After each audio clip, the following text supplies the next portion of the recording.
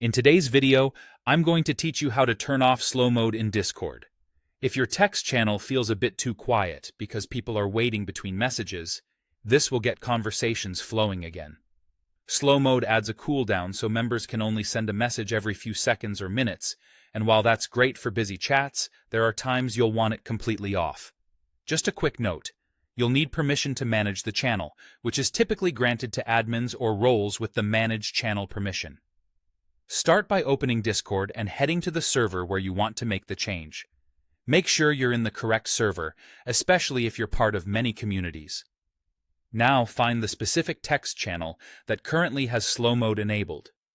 You might have noticed a little timer message when you tried to post, or a small clock icon indicating that a cooldown is active. Remember, slow mode is set per channel, so you'll be adjusting it one channel at a time. Next, open the channel's settings. Hover over the channel name in the sidebar and click the gear icon to the right of it. That gear opens channel settings for this exact channel, which is where Discord keeps all of the configuration options you'll need. You'll land on the Overview tab by default, and that's perfect.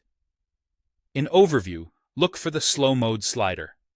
It usually shows a time value, like a number of seconds, which is the current delay between messages. This control is your on-off switch and fine-tuning dial all in one. Sliding it to the left reduces the delay, and pushing it all the way to the left sets it to 0. Go ahead and move the slider all the way to off or the 0 position to completely remove the cooldown. This change means members can send messages back-to-back without waiting.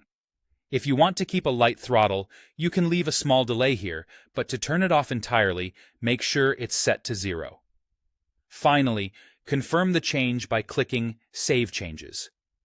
Discord usually shows a small bar at the bottom when you modify settings. If you leave without saving, the old slow mode setting will stay in place. Once you click Save, your channel updates immediately.